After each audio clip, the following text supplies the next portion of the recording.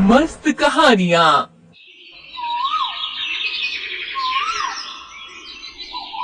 हम्म, पता नहीं इस खेत में कब अच्छी फसल आएगी। जितनी बार भी कोशिश कर लूं, पर फसल सूख ही जाती है। अरे अब यही सोचते मत बैठिए, जाइए और उस पड़ोसी गजानन से बात कीजिए। उसके खेत से पानी का कोई प्रबंध होता है क्या? देखिए। अरे वो गजानन कहाँ देने वाला है पानी। फिर भी जाकर देखता हूँ। सीताराम गजानन के खेत में जाता है। अरे गजानन, फसल को पानी दे रहे हो? हाँ, धूप बढ़ गई है ना। इस समय खेत में 2 बार पानी देना जरूरी है। हाँ, तुम्हारी बात भी सही है। अच्छा है, तुम तो 2 बार फसल को पानी दे रहे हो और मेरे पास 1 बार देने के लिए भी पानी नहीं है।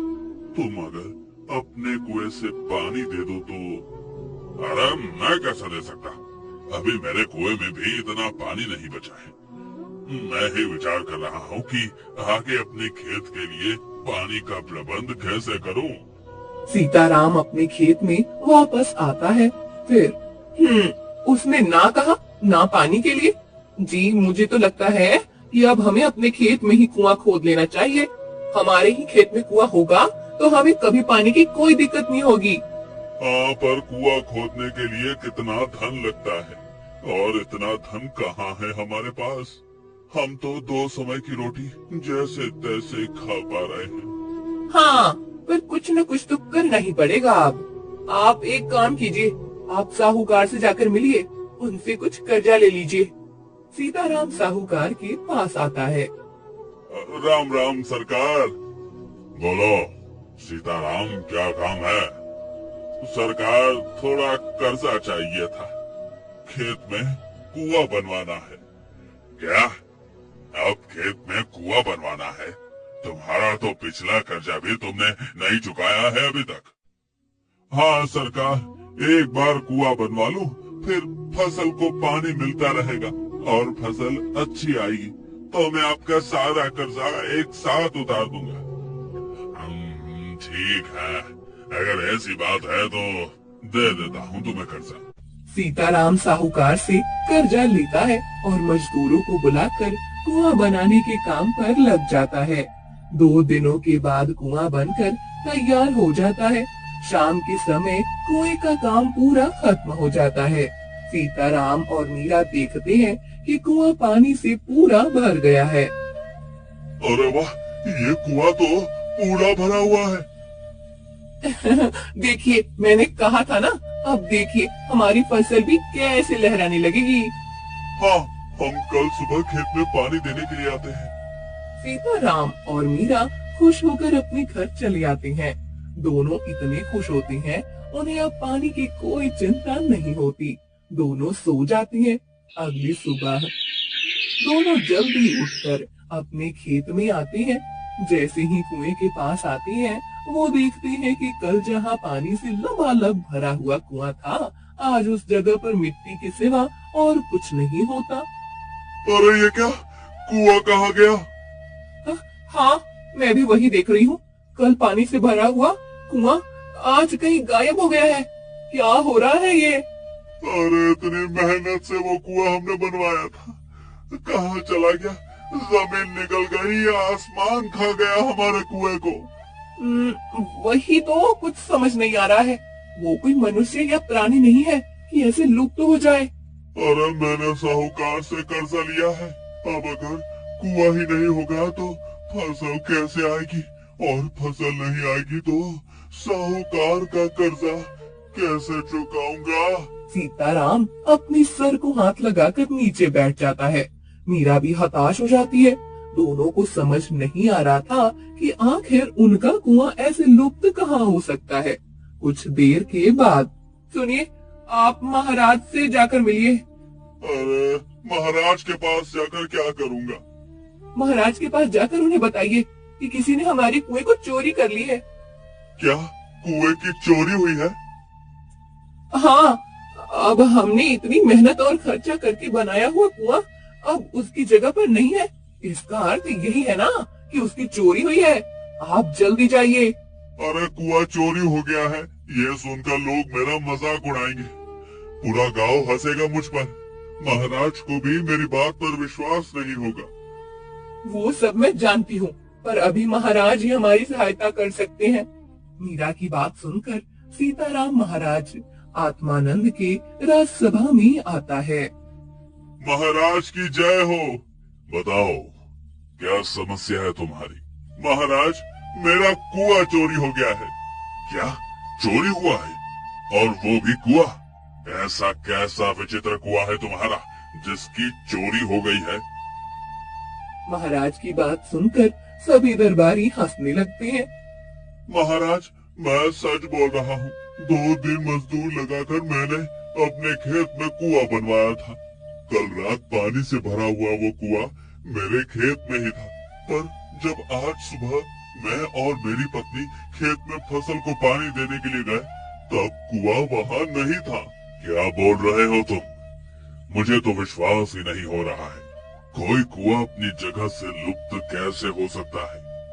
महामंत्री, आपने कभी इस विषय में कुछ सुना है कि कोई कुआं अचानक से लुप्त हो गया हो? नहीं महाराज, ऐसी विचित्र घटना तो मैंने जीवन में आज पहली बार सुनी है। ऐसा कभी हो ही नहीं सकता। ये व्यक्ति अवश्य झूठ बोल रहा है। ये राज्यसभा का समय व्यर्थ कर रहा है। अरे नहीं महाराज, मैं सच बोल रहा हूँ। मैं एक गरीब किसान हूँ। मैंने साहूकार से कुआं बनवाने के लिए कर्जा लिया है। आप चाहे तो उनसे पूछ लीजिए। महाराज महामंत्री को आदेश देते हैं और साहूकार को राज्यसभा में बुलाया जाता है। साहूकार, बताओ, इस किसान ने तुमसे कुछ दिन पहले कुआं बनाने के लिए कर्जा लिया था? हाँ महाराज, ये कुछ दिन पहले मेरे पास आया तो था और कह रहा था कि उसे अपने खेत में कुआं बनवाने के लिए कर्जा चाहिए था, और कह रहा था कि अच्छी फसल होने के बाद सारा कर्जा एक साथ उतार दूंगा। देखिए महाराज, मैंने कहा था ना, मैं सच बोल रहा हूँ। मैंने कुआं बनवाया था, पर अब वो गायब हो गया है। महामंत्री, आप स्वयं इस किसान के खेत पर जाकर देखिए। यदि वहाँ कुआं बना होगा तो उसके कोई तो चिन्ह मिलेंगे। महामंत्री सीताराम के साथ उसके खेत में आते हैं। महामंत्री पूरे खेत को ध्यान से देखते हैं और फिर से महल में चले जाते हैं। महाराज, मैंने उस किसान के खेत का पूरा ध्यान से निरीक्षण किया, परंतु उस खेत में 2 दिनों पहले कोई कुआं बना हो ऐसे कोई चिन्ह नहीं थे। समझ नहीं आ रहा है कि वो किसान हमसे झूठ क्यों बोल रहा है। महामंत्री, आप उस किसान पर नजर बनाए रखिए। मुझे तो किसान उसके कुएं की तरह विचित्र लग रहा है। शाम हो जाती है। मीरा और सीताराम अभी तक खेत में ही बैठे हुए थे। अंधेरा हो जाता है और अचानक उन्होंने बनाया हुआ कुआं उसी स्थान पर प्रकट हो जाता है जहाँ कल उसे बनवाया गया था। उस कुएं से पानी बहने लगता है। मीरा और सीताराम उस पानी से भरे हुए कुएं को देखकर आश्चर्य में पड़ जाते हैं। मीरा तो मेरी आंखें पर विश्वास ही नहीं हो रहा। मेरा तो ये कुआं यहाँ अपने आप प्रकट कैसे हो गया? अब ये सब छोड़ो। अब ये कुआं प्रकट हो ही गया है तो खेत में पानी दे देते हैं। दोनों भागकर कुएं के पास जाते हैं। हंडा उठाकर उसे रस्सी से बांधकर कुएं में डालकर पानी निकालने लगते हैं। जब सीताराम कुएं से हंडा बाहर निकालता है तब वो खाली होता है। ये क्या, कुएं में इतना पानी भरा हुआ है, फिर भी ये हंडा खाली कैसे है? अब रुकिए, मैं देखती हूँ। अब मीरा आगे जाती है और हंडा को कुएं में छोड़ती है। वो हंडा को कुएं से बाहर निकालती है। वो भी खाली होता है। अब दोनों डर जाते हैं। सुनिए, अब मुझे ये तो कुछ विचित्र प्रकार का लग रहा है। हमें इस कुएं से दूर ही रहना चाहिए। मुझे भी कुछ समझ नहीं आ रहा है। ये सब क्या हो रहा है? चलो अभी हम घर चलते हैं, कल आकर सोचेंगे क्या करना है। मीरा और सीताराम घर आती हैं। अगले दिन दोनों डरते हुए खेत में जाते हैं। तब फिर वो कुआं वहाँ नहीं होता। अब तो दोनों के पैरों तले जमीन ही खिसक जाती है। मीरा सीताराम से कहती है कि ये कुछ अजीब हो रहा है, हमें किसी ज्ञानी की सहायता लेनी चाहिए। दोनों वन में चली जाती हैं। वन में एक बहुत बड़े साधु थे जिन्हें भूत भविष्य और वर्तमान के विषय में सब ज्ञान था। उनके पास चली जाती हैं। साधु बाबा हमारा रक्षण कीजिए। क्या हुआ पुत्र? साधु बाबा, मेरे खेत में बनाया हुआ कुआं अचानक गायब हो जाता है। हाँ साधु बाबा, हमने बड़ी मेहनत से कुआं बनवाया था, पर सुबह जब हम खेत में जाते हैं तब कुआं अपने स्थान पर नहीं होता। बाबा जी, आप ही हमारी सहायता कर सकते हैं। आपको तो तीनों कालों का ज्ञान है। आप ही बताइए कि उस विचित्र कुएं का रहस्य क्या है? पुत्र, हमारे इस जन्म में जो भी अनुभव हमें आते हैं, उसकी कड़ियां हमारे पिछले कई जन्मों से जुड़ी हुई होती है। तुम्हारे साथ ये जो विचित्र घटना घट रही है, उसकी कड़ी भी तुम्हारे किसी पिछले जन्म से जुड़ी हुई है। आप क्या कह रहे हैं साधु बाबा? मेरे कुछ समझ में नहीं आ रहा है। पुत्र, तुम्हारे पिछले जन्म में तुम एक बहुत बड़े साहूकार थे। उस समय तुम बहुत धनवान थे और तुम्हारे बड़े बड़े खेत थे, और तुम्हारे बड़े बड़े खेत में एक बड़ा कुआं था। वो कुआं इतना बड़ा था कि पूरे गांव की प्यास बुझा सकता था। उस कुएं का पानी कभी खत्म नहीं होता था। एक बार गांव में अकाल पड़ा था और एक दिन। साहूकार जी, गांव में अकाल पड़ा है। आपके खेत के कुएं में इतना पानी है, अगर आप कहें तो मैं थोड़ा पानी अपने घर ले जाऊं। घर में बिल्कुल भी पानी नहीं है। पूरे गांव में मेरा ही ये कुआं है क्या, जो तुम मेरे कुएं में पानी लेने आ गई हो? क्या बुढ़िया? साहूकार जी, गांव के सभी कुएं सूख गए हैं। किसी भी कुएं में पानी नहीं है। सभी गांव वाले प्यासे हैं। इसका मतलब है कि अगर मैंने तुम्हें पानी दे दिया तो एक एक करके सभी गांव वाले मेरे कुएं से पानी लेने आएंगे। मैं नहीं दूंगा तुम्हें पानी। कमला काकी चली जाती है। उसे रास्ते में वसुधा मिलती है। उसके हाथ में खाली हंडा था। क्या हुआ कमला काकी, दे दिया साहूकार ने पानी? अरे कहाँ, वो साहूकार तो बड़ा ही दुष्ट है। हम सबकी जमीनें उसके पास गिरवी हैं। उसका ब्याज जीता है और हम पर ही रोब जमाता है। मुझे बोल रहा था कि गांव किसी दूसरे कुएं से पानी भर लो। वो मुझे बोल रहा था कि जाओ कहीं और किसी और गांव से पानी भर लो। क्या उसने ऐसा कहा? आपने उसे बताया ना कि सभी कुएं सूख चुके हैं? हाँ, मैंने उसे कितना कहा कि गांव में सिर्फ आपका ही कुआं ऐसा है जो पानी से भरा हुआ है। तो कहने लगा कि फिर अब एक एक करके पूरा गांव मेरे कुएं से पानी लेने चला आएगा। उस दुष्ट के पास अभी पानी है, इसलिए उसे बहुत घमंड आया है। पर अगर कभी ऐसा दिन आया कि उसे पानी के बिना तड़पना पड़े, तब उसे हमारी पीड़ा का अनुभव होगा। तुम सही कह रही हो वसुधा, पर वो तो बाद की बात है। अभी हम सब क्या करें? पानी का प्रबंध कैसे करें? पूरे गांव में पानी के बिना लोगों की हालत खराब हो रही है। हाँ, अरे मैंने तो सुना है कि कुछ लोग ये गांव छोड़कर कहीं और जाकर बसने का विचार कर रहे हैं। अब सबके पास दूसरा कोई रास्ता नहीं तो नहीं है। अब अगर जैसे ही पानी का प्रबंध नहीं हुआ तो हमें ये गांव छोड़कर जाना ही पड़ेगा। कब तक हम पानी की प्रतीक्षा में यहाँ रह सकते हैं? ऐसे ही कुछ और गांव वाले साहूकार करोड़ीमल के पास आते हैं और पानी मांगते हैं, पर साहूकार करोड़ीमल किसी को पानी नहीं देता। गांव वालों की जानवर पानी के बिना तड़पने लगती हैं और कुछ की मृत्यु हो जाती है। फिर सभी गांव वाले अपनी जान बचाने के लिए गांव छोड़कर पानी की तलाश में निकल जाते हैं। सभी अपने कपड़ों की पोटलियां लेकर वन के मार्ग से जा रहे होते हैं। तभी उन्हें एक शिकारी बबूली मिलता है। अब इतने सब लोग एक साथ कहाँ जा रहे हैं? बेटा, हमारे गांव में अकाल पड़ा है। एक बूंद भी पानी नहीं है किसी के पास। हम सब पानी की तलाश में गांव छोड़कर जा रहे हैं। अब जहाँ पानी का प्रबंध हुआ है वहीं हम अपना नया गांव बसा लेंगे। अच्छा, मैं आपकी सहायता कर सकता हूँ। इस वन के उस पार एक नदी है। उस नदी में पूरे साल पानी रहता है। आप सब उस नदी के पास रहने जा सकते हैं। ये तो बहुत अच्छी बात है बेटा, पर इस वन के नदी है तो कहीं हमें किसी जंगली जानवर से संकट भी हो सकता है।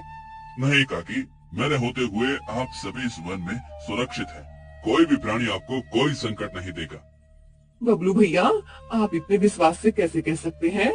मैं बचपन से ही इसी वन में रहता हूँ बहन। मैं इस वन के सभी प्राणियों को पहचानता हूँ। ये प्राणी कभी भी बिना किसी कारण के किसी पर आक्रमण नहीं करते। ये वन उनका घर है। अगर अपनी मर्यादा में रहें तो वे भी अपनी मर्यादा नहीं छोड़ते हैं। आप निश्चिंत हो जाइए। इतने सालों से यहाँ रहने के कारण से मैं यहाँ के पक्षी और प्राणियों की भाषा भी समझने लगा हूँ। सभी गांव वाले बबलू शिकारी के पीछे चलने लगते हैं। सभी उस नदी के पास आकर रुकते हैं। गांव वाले नदी को देखकर भागकर नदी के पास जाते हैं और पानी पीने लगते हैं। सभी गांव वाले पानी पीकर तृप्त हो जाते हैं और बबलू शिकारी को धन्यवाद देने लगते हैं। बबलू शिकारी उन सब का रक्षण करने के लिए उनके साथ ही रहने लगता है। तुम्हें तुम्हारे पूर्व जन्म में सभी गांव वालों के श्राप लगे हैं। तुमने तुम्हारे पास इतना पानी होते हुए भी उनकी सहायता नहीं की, इसलिए ईश्वर ने भी तुम्हें दंड दिया और इस जन्म में तुम एक गरीब किसान बनकर जन्मे हो। साधु बाबा, मेरे पूर्व जन्म में मुझसे बहुत बड़ा पाप हो गया है, पर अब मैं उसका समाधान कैसे करूं? तुम तुम्हारे महाराज के पास जाओ। महाराज ने पूर्व जन्म में बहुत पुण्य का काम किया है। तुम्हारे महाराज आत्मानंद वही बबलू शिकारी हैं, जिन्होंने सभी गांव वालों को पानी तक पहुंचाया था। तुम महाराज को ये सब बताओ, फिर महाराज को कुएं से पानी निकालने को कहो। जब महाराज उस कुएं को स्पर्श करेंगे तो वो कुआं हमेशा के लिए उसी स्थान पर स्थित हो जाएगा। महाराज के पुण्यवान हाथ जब उस कुएं को स्पर्श करेंगे तब उसका पानी हंडे में आएगा। सीताराम और मीरा साधु बाबा को प्रणाम करके महाराज के पास आते हैं। सीताराम महाराज को साधु बाबा की बताई हुई पूरी बात बता देता है। ये तुम क्या बोल रहे हो किसान? तुम अब महाराज को तुम्हारे कुएं का पानी निकालने को कह रहे हो? नहीं मंत्री जी, मैंने नहीं, साधु बाबा ने कहा है। आप चाहे तो साधु बाबा को भी बुला लीजिए। महामंत्री जी, साधु बाबा ने यदि ऐसा कहा तो हमें उनके आदेश का पालन करना चाहिए। चलिए। सभी सीताराम के खेत में आते हैं। महामंत्री साधु बाबा को भी लेकर आते हैं। महाराज आत्मानंद के खेत में आते ही वो कुआं वहां फिर से प्रकट हो जाता है। महाराज उस कुएं के पास जाकर उसे स्पर्श करते हैं और कुएं में हंडा डालते हैं। जब महाराज हंडा को बाहर निकालते हैं तब वो पानी से भरी हुई होती है। अरे ये तो चमत्कार हो गया साधु बाबा, हंडा पूरा भर गया है। जो हंडा मेरी और मेरी पत्नी ने कुएं से निकाला तब खाली था, उसमें एक बूंद भी पानी नहीं था। मैंने तुमसे कहा था पुत्र कि तुम्हारे महाराज के हाथ पुण्यवान है। अब इस कुएं का पानी कभी खत्म नहीं होगा। महाराज, आप सबसे पहले सभी गांव वालों को ये पानी दे दीजिए। सीताराम, जब हर एक गांव वाला पानी भर ले उसके बाद तुम अपने लिए पानी ले सकते हो। महाराज आत्मानंद एक एक हंडा पानी सभी गांव वालों को देते हैं। उसके बाद महाराज एक हंडा पानी सीताराम की फसल पर डालते हैं। फिर सीताराम कुएं में हंडा छोड़ता है और इस बार वो पानी से भरा हुआ होता है। सीताराम को बहुत खुशी होती है। महाराज, महाराज, चमत्कार हो गया, मेरा हंडा पानी से भर गया है। पुत्र, ये चमत्कार नहीं, आज तुम्हारे पिछले जन्मों के पापों का नाश हो गया है और गांव वालों से मिले हुए श्रापों का समाधान हो गया है। इसलिए अब ये कुआं हमेशा पानी से भरा हुआ रहेगा। परंतु एक बात हमेशा याद रखना, जो कोई भी जिसे तुम्हारी सहायता की आवश्यकता हो, जिसे तुम्हारे कुएं के पानी की जरूरत हो, उसे तुम पानी के लिए कभी ना नहीं कहोगे। नहीं साधु बाबा, जो अपराध मैंने अपने पूर्व जन्म में किया था वो मैं इस जन्म में नहीं करूंगा। सीताराम का कुआं पानी से भरा रहने लगता है। इस बार उसकी फसल भी अच्छी आती है। महाराज की पुण्य आई और साधु बाबा के आशीर्वाद से सीताराम साहूकार का सारा कर्जा लौटा देता है और अपनी पत्नी के साथ खुशी से रहने लगता है। मस्त कहानियाँ। सुबह का समय था। अभी अभी सूरज उगा था और सूरज की सुनहरी किरणें पूरे गांव पर फैलने लगी थी। शशि अपने खेत में आ रहा था। इस बार उसकी फसल बहुत अच्छी आई थी। उसका हरा भरा खेत लहलहा रहा था। रास्ते में उसे उसका पड़ोसी माधव मिलता है। अरे शशि, इतने सुबह सुबह कहाँ जा रहे हो? खेत में जा रहा हूँ माधव। इतने सुबह खेत में जा रहे हो? हाँ, इस बार फसल बहुत अच्छी आई है। सोच रहा हूँ कि 2-3 दिन में अनाज के दाने निकाल लूं, फिर उन्हें बेच दूंगा। हाँ, इस बार तो गांव के सभी किसान बहुत खुश हैं। सबकी अच्छी फसल आई है। ऐसे हरे भरे खेत देखकर सच में बहुत अच्छा लगता है। हाँ, ये खेत तो हम किसानों के लिए अपने बच्चे की तरह होते हैं। इन्हें हम अपने खून पसीने से सींचते हैं और फिर कुछ महीने के बाद अगर ऐसी फसल आए तो इतनी खुशी होती है कि उसे शब्दों में बताना कठिन हो जाता है। हाँ, चलो आज मुझे थोड़ा समय है, मैं तुम्हारी सहायता कर देता हूँ। शशि और माधव दोनों शशि के खेत में आते हैं। शशि सामने दिखता है और उसका प्रसन्न चेहरा एकदम उतर जाता है। अरे अरे ये क्या है सब? हे भगवान, ये सब क्या हो गया? भागो भागो यहाँ से। शशि के खेत में अचानक बहुत सारे कौवे आकर उसके अनाज के दाने खा रहे थे। इतने सारे कौवे अगर अनाज खा लेते तो पूरी फसल का नाश हो जाता। माधव और दोनों मिलकर उन कौवों को लाठी काठी से भगाने लगते हैं। माधव, जरा संभल कर, लाठी कहीं फसल पर न गिरे, सारे दाने नीचे गिर जाएंगे। हाँ शशि, पर इन कौवों का कुछ करना तो पड़ेगा। ये अभी भाग जाएंगे और थोड़ी देर बाद फिर वापस आ जाएंगे। हाँ, तुम सही कह रहे हो।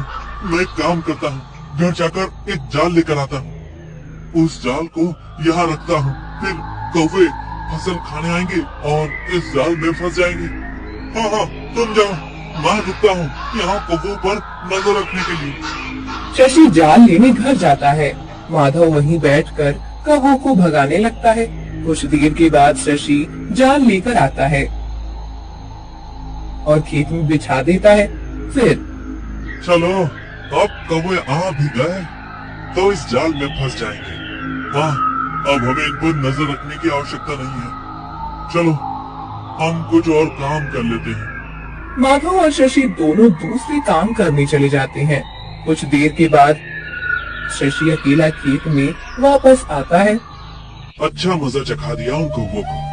अब फंसे होंगे जाल में। अभी जाकर देखता हूँ। अब उस जाल को कुत्तों के सामने रख देता हूँ। कुत्ते उन कौवे को मार देंगे, फिर वो गांव में किसी भी फसल को नुकसान नहीं पहुंचा पाएंगे। ऐसा विचार करते हुए शशि उस जाल के पास जाता है और देखता है वो वहाँ एक कबूतरी जाल में फंसी हुई होती है। उसके पैर में जाल फंसने की वजह से उसके पैर पर घाव हो गया था। मुझे बचाओ, मैं गलती से इस जाल में फंस गई हूँ। मैंने तुम्हारी फसल को नुकसान नहीं पहुँचाया है। तुम चिंता मत करो कबूतरी, मैं तुम्हें इस जाल से निकालता हूँ। ये जाल तो मैंने उन कौवों के लिए बिछाया था, पर दुर्भाग्यवश तुम इसमें फंस गई हो। रुको, मैं अभी तुम्हें मुक्त करता हूँ। शशि उस कबूतर को जाल से छुड़ाता है। वो उसे घर ले जाता है और उसके घाव पर लेप लगाता है। फिर मैं एक बात समझ नहीं पाया कि तुम हम मनुष्य जैसी बात कैसे कर सकती हो। ठीक है, तुम अब ये चावल के दाने खा लो, मैं खेत में जाकर काम करता हूँ। शशि कबूतर को अनाज के दाने देकर खेत में काम करने चला जाता है।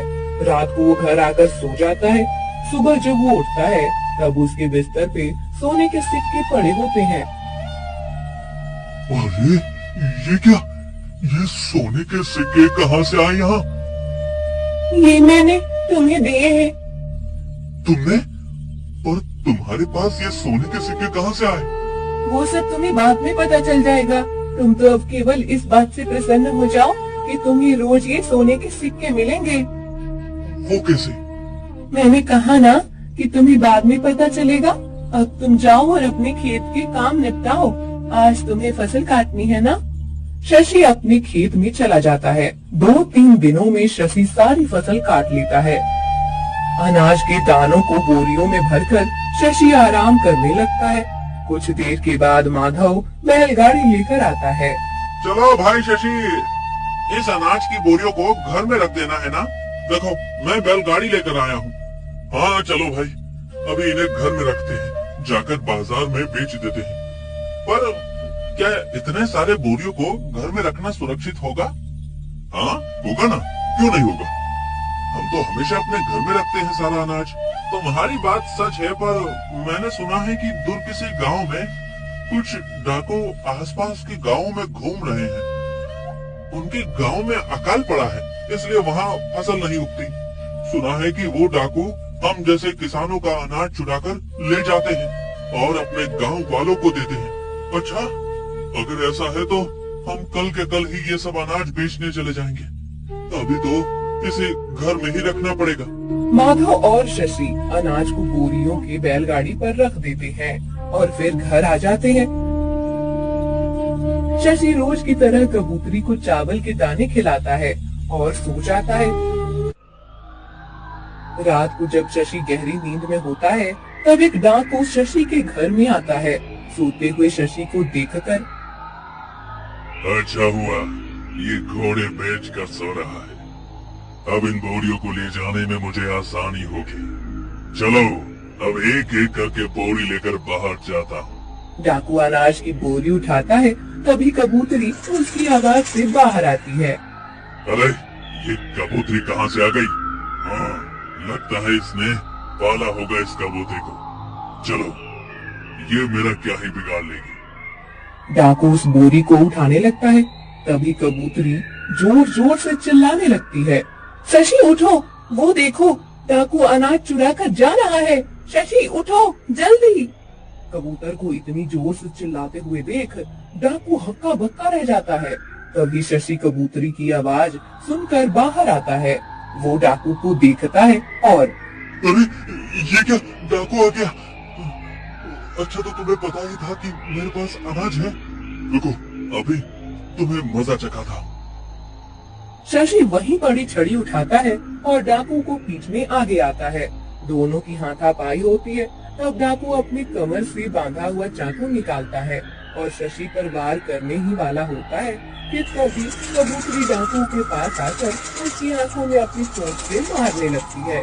अचानक अपनी आंखें पर वार होने से डाकू को कुछ समझ नहीं आता और वो भाग जाता है। अच्छा हुआ मेरी प्यारी कबूतरी, तुमने मुझे पुकारा। आज तुम नहीं होती तो ये डाकू मेरा सारा अनाज चुरा कर ले जाते। नहीं शशि, मेरे होते हुए तुम्हें कभी कोई नुकसान नहीं हो सकता। तुम कल ही जाकर सारा अनाज बेच कर आओ। अगले दिन शशि माधव के साथ जाता है और सारा अनाज बेच कर आता है। उसे बहुत सारे पैसे मिलते हैं। कबूतरी भी रोज शशि को सोने के सिक्के देती थी। इस वजह से शशि जल्दी ही धनवान बन जाता है। शशि अब अपना घर तुड़वाकर वहाँ बड़ा घर बनवा लेता है।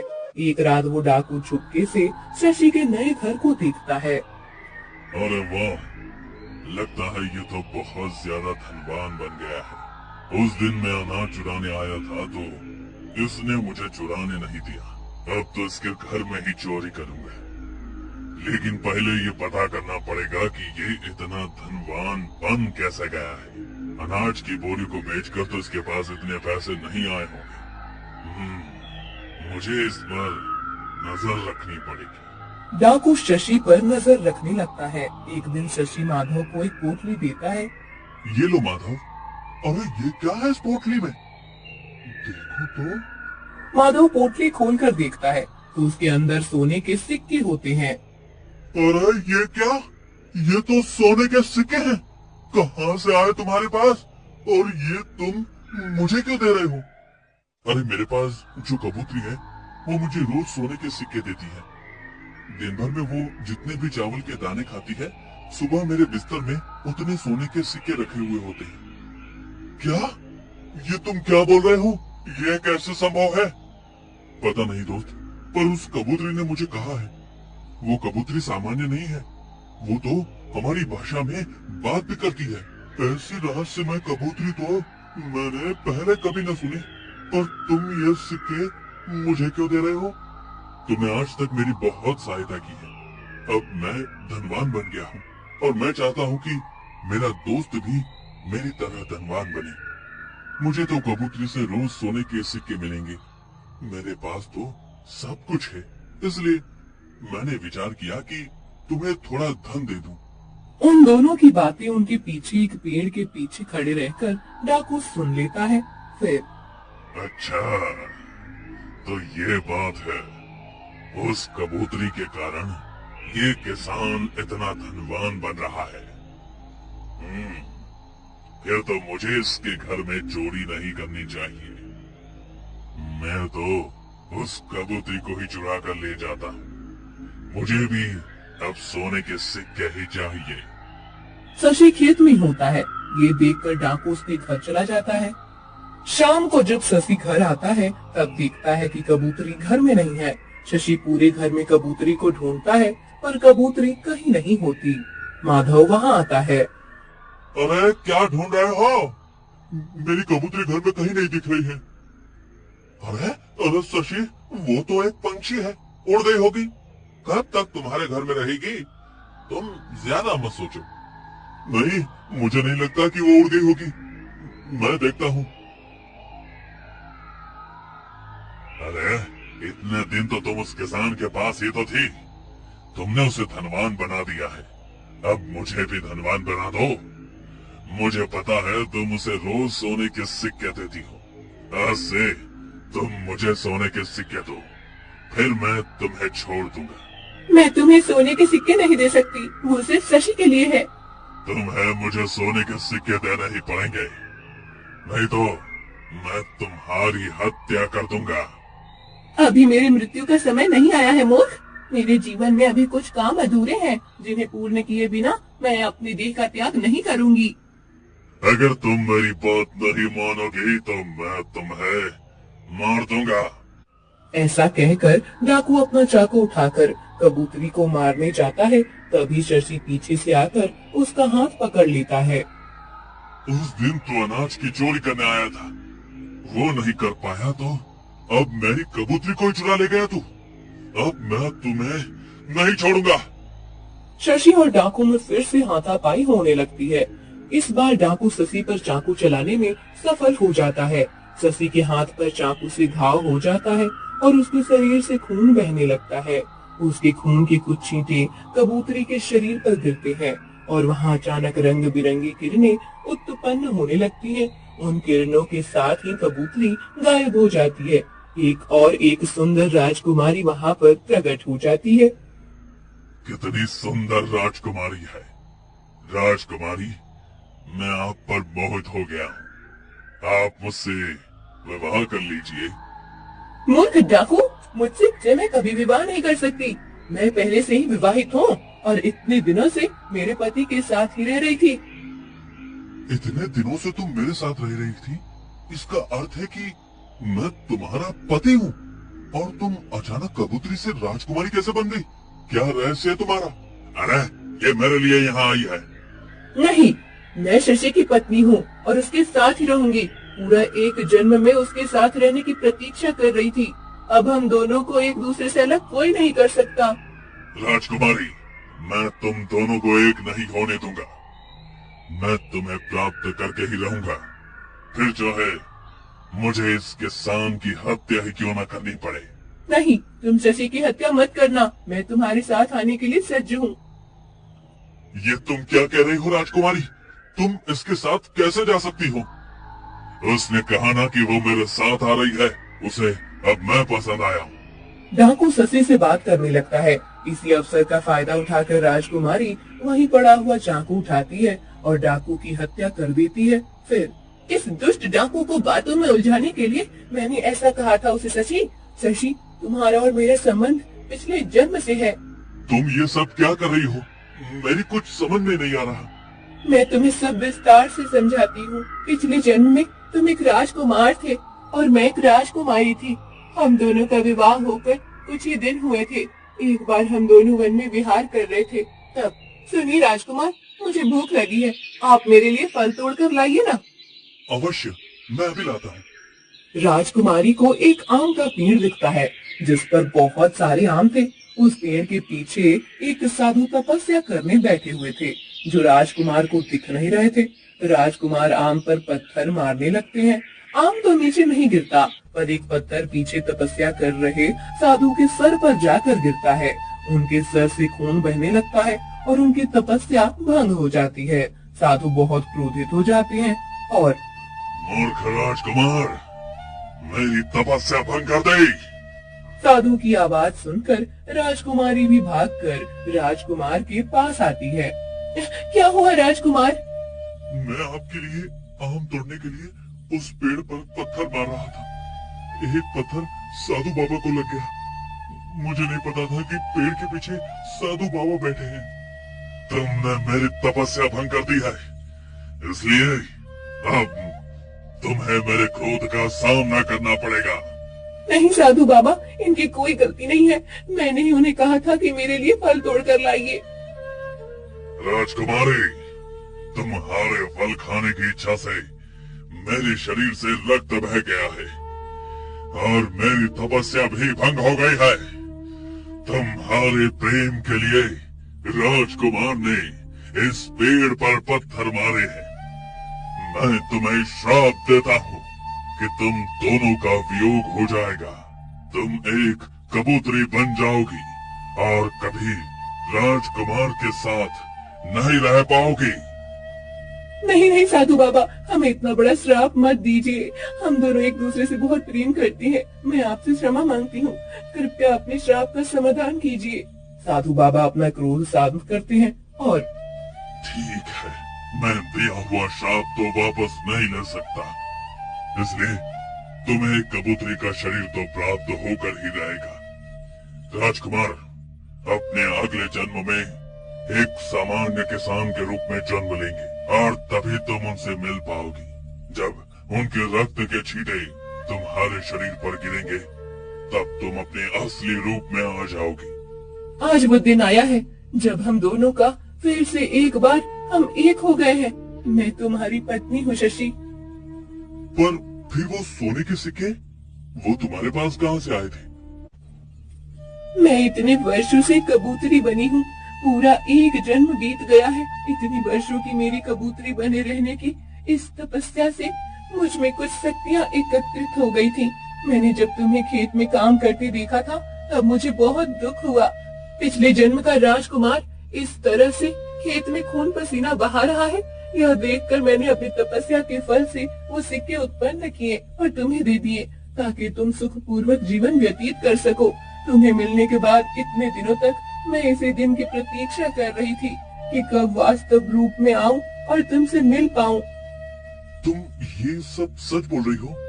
मतलब ऐसा भी हो सकता है? इस बात पर मुझे विश्वास नहीं हो रहा है और मुझे ये सब स्मरण भी नहीं है। हाँ, इस बात पर विश्वास करना आसान नहीं है, परंतु मैं सब सत्य बोल रही हूँ। साधु बाबा के श्राप के कारण तुम्हें कुछ स्मरण नहीं है। तुम मेरे साथ चलो। जिस स्थान पर हमें वो श्राप मिला था, उस स्थान पर जाने के बाद ही तुम्हें सब स्मरण होगा। साधु बाबा अभी तक वहीं है, वो तुम्हें सब स्मरण करा देंगे। राजकुमारी शशि को लेकर उस पेड़ के पास आती है। वहाँ उन्हें साधु बाबा मिलते हैं। राजकुमारी साधु बाबा को बताती है कि शशि को सत्य से अवगत कराएं। शशि, राजकुमारी सत्य बोल रही है। यदि फिर भी तुम्हें विश्वास नहीं है तो मेरी आंखों में देखो। मेरे आंखों में तुम्हें वो प्रसंग दिखाई देगा जो तुम्हारे पिछले जन्म में घटित हुआ था। शशि साधु बाबा की आंखों में देखने लगता है। साधु बाबा की आंखों से शशि को पिछले जन्म की सारी बातें वैसे ही दिखती हैं जैसे उस राजकुमारी ने बताई थी। अब शशि को सब स्मरण हो जाता है। साधु बाबा, मुझे स्मरण हो गया है। अब मैं अपनी पत्नी के साथ अपना जीवन व्यतीत करूंगा। हमें आशीर्वाद दीजिए। शशि अब सब समझ जाता है। वो राजकुमारी के साथ अपने घर आता है। राजकुमारी भी एक सामान्य किसान की पत्नी की तरह शशि के साथ रहने लगती है।